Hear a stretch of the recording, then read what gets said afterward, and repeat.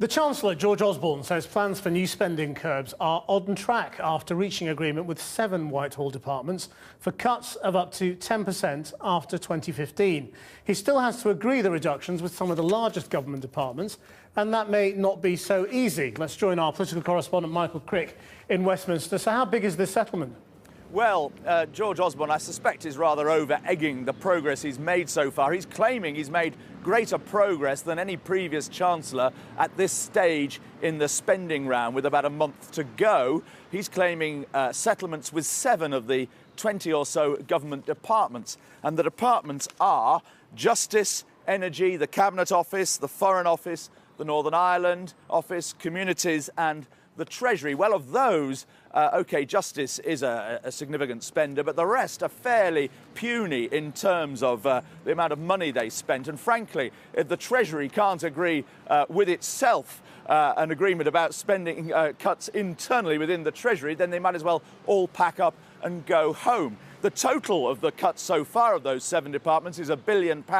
They've still got to find another £9 billion. And they've got some problematic departments to deal with, notably Defence under Philip Hammond, Theresa May's Home Office, responsible for police, and of course other settlements would be with the local government settlement, the Business and Skills Department, education apart from schools and transport.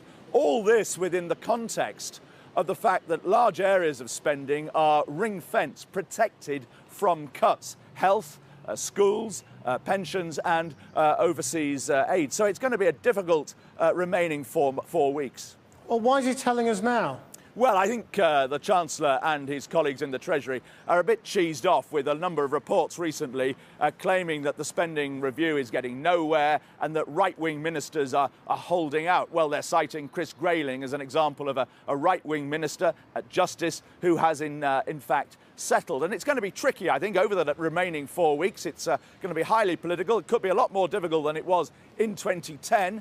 And there's always the possibility that at the end of the day, ministers who hang out and refuse to settle with the Treasury will be brought before the so-called Star Chamber, the Public Spending Committee of the Cabinet, the PEX Committee, and will have to make their case before them in front of fellow ministers, most of whom will have already settled with the Chancellor.